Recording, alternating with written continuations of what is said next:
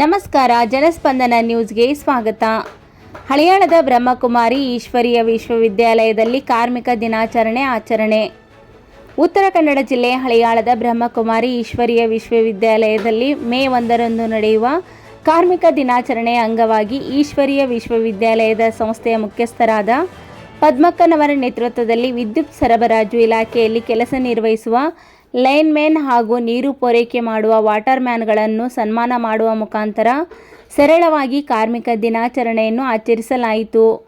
ಈ ಸಂದರ್ಭದಲ್ಲಿ ಡಾಕ್ಟರ್ ಐತಾಳ್ ಅವರು ಮಾತನಾಡಿ, ನಿಸರ್ಗದಲ್ಲಿ ಸೂರ್ಯ ಎಷ್ಟು ಮುಖ್ಯನೋ ಅಷ್ಟೇ ಮನುಷ್ಯನ ಜೀವನಕ್ಕೆ ಹೊಂದಿಕೊಂಡ ಒಂದು ಅಂಗವಾದ ವಿದ್ಯುತ್ ನಿಗಮ ಮಂಡಳಿ ಇದರಲ್ಲಿ ತಮ್ಮ ಜೀವನವನ್ನು ಒತ್ತೆ ಇಟ್ಟು ನಮ್ಮೆಲ್ಲರಿಗೂ ಬೆಳಕು ನೀಡುವ ಇಂತಹ ಮಹನೀಯರ ಸೇವೆ ದೊಡ್ಡದು ಎಂದು ಶ್ಲಾಘನೆ ವ್ಯಕ್ತಪಡಿಸಿದರು. ಇದೇ ಸಂದರ್ಭದಲ್ಲಿ ಮಾತನಾಡಿದ ಪದ್ಮಕ್ಕನವರು, ಜೀವನ ಉದ್ದಕ್ಕೂ ನಮ್ಮ ಜೀವನ ಜಂಜಾಟದಲ್ಲಿ ನಮ್ಮ ಕಾರ್ಯದಲ್ಲಿ ನಿರತರಾದ ನಾವು ಸ್ವಲ್ಪ ಸಮಯವನ್ನಾದರೂ ಪರಮಾತ್ಮನ ಪ್ರಾರ್ಥನೆಗೆ ಮೀಸಲಿಡೋಣ ಎಂದು ಈ ಸಂದರ್ಭದಲ್ಲಿ ಎಲ್ಲರನ್ನೂ ಸನ್ಮಾನಿಸುತ್ತಾ ಕರೆ ನೀಡಿದರು. ಇವತ್ತಿನ ಸಭೆಯ ವೇದಿಕೆಯಲ್ಲಿ ಹೆಸ್ಕಾಂ ಎಇಇ ರವೀಂದ್ರ ಮೇಟ್ಗುಡ್ಡ ಹಾಗೂ ಅಧಿಕಾರಿ ವರ್ಗದವರಾದ ಗಣಪತಿ ಹಳಿಯಾಳ್ಕರ್, ಮೋಹನ್ ಸಿರೋಡ್ಕರ್, ನಿವೃತ್ತ ಅಧಿಕಾರಿ ವಿಠ್ಠಲ್ ಸೂರ್ಯವಂಶಿ ಹಾಗೂ ಸಾರ್ವಜನಿಕರು ಭಾಗಿಯಾಗಿದ್ದರು. ಪ್ರಕೃತಿಯಲ್ಲಿ ಯಾವುದು ಕಡಿಮೆ ಇಲ್ಲ, ಯಾವುದು ಹೆಚ್ಚಿಲ್ಲ. ಒಂದು ಸಣ್ಣ ಕ್ರಿಮಿ ಕೀಟದಿಂದ ಹಿಡಿದು ಮನುಷ್ಯನಂತಹ ಪ್ರಾಣಿ ಎಲ್ಲವೂ ಉಪಯೋಗವಾಗುವುದೇ, ಎಲ್ಲವೂ ವಿಶೇಷವಾದದ್ದೇ.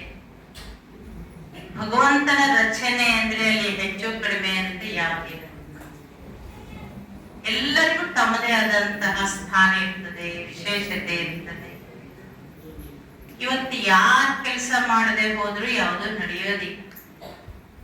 ಪ್ರಕೃತಿಯಲ್ಲಿ ಎಲ್ಲ ಚೆನ್ನಾಗಿ ಕೆಲಸ ಮಾಡ್ತಿದೆ ಅಂತೆ ನಾವು ಚೆನ್ನಾಗಿರ್ತೀವಿ.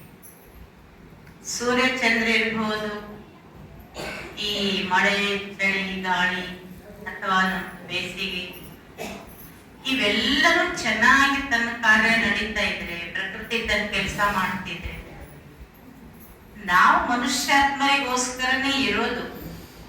ಆದ್ರೆ ಅದನ್ನು ನಾವು ಚೆನ್ನಾಗಿ ಉಪಯೋಗಿಸ್ಬೇಕು. ಒಂದು ಕೃತಜ್ಞತೆಯ ಭಾವನೆಯಿಂದ ನಾವು ಇರಬೇಕು.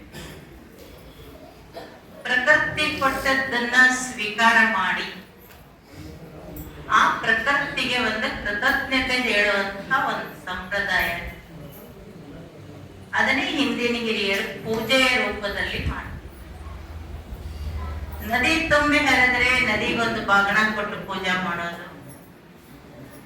ಎದ್ದ ತಕ್ಷಣ ಸೂರ್ಯನಿಗೆ ಅರ್ಘ್ಯ ಕೊಡ್ತೀವಿ ಅಂದ್ರೆ ಸೂರ್ಯನ ಪ್ರಕಾಶ ನಮಗೆ ಎಷ್ಟು ಮಹತ್ವದ್ದು, ನಾವು ಅದಕ್ಕೊಂದು ಕೃತಜ್ಞತೆ ಸಲ್ಲಿಸಬೇಕು.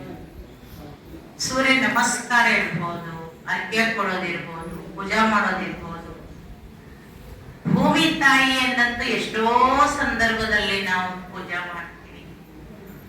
ಬೆಳೆದ ಬೆಳೆಗಳನ್ನ ಪೂಜಾ ಮಾಡಿ ಒಂದು ಕೃತಜ್ಞತೆ ಸಲ್ಲಿಸಿ, ಬಹುಶಃ ನಿಮ್ಗೆ ಸಿಹಿ ಹುಣ್ಣಿಮೆ ಅದೆಲ್ಲ ಗೊತ್ತಿರ್ಬೋದು.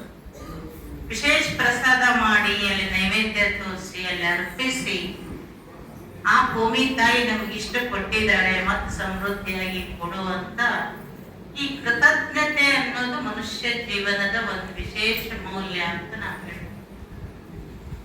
ಕೊಟ್ಟಿರ್ಬೋದು, ಮಾಡಿರ್ಬೋದು, ಹಕ್ಕಿರ್ಬೋದು. ಏನಿವಾಗ ಮಾಡದೆ ಹೋದ್ರೆ ನಡೀತಿತ್ತಲ್ಲ, ನಾವೇನ್ ಬೆಳಿದ್ವಾ, ನಾವೇನ್ ಹೇಳಿದ್ವಾ, ಇಂಥ ಒಂದು ಭಾಷೆ ಈಗ ಹೆಚ್ಚಾಗ್ತಾ ಇದೆ. ತಂದೆ ತಾಯಿದಿರ್ಬೋದು,